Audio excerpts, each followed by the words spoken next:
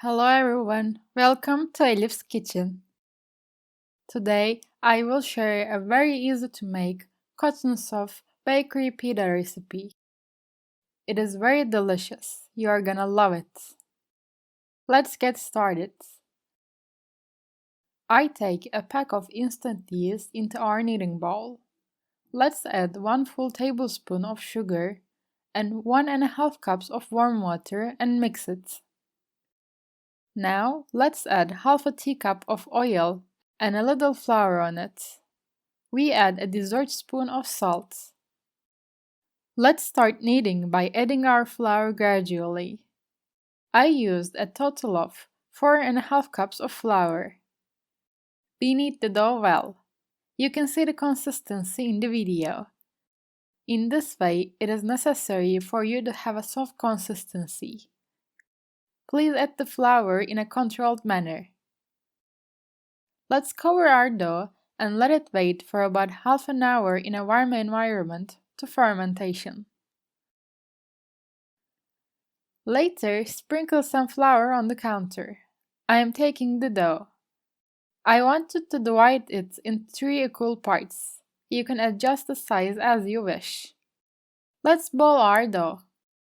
Sprinkle some flour on the counter again and cover the dough with a clean cloth. Cover it and let it rest for about 15 minutes. After 15 minutes, see, the dough has been swollen. Again, sprinkle some flour on the counter and see, by pressing gently on it with my hand, I spread the dough, not to be too thin. I'm cutting the dough with the back of a bread knife. As you can see in the video, I'm giving it the traditional shape. I place them on the baking tray with greased paper.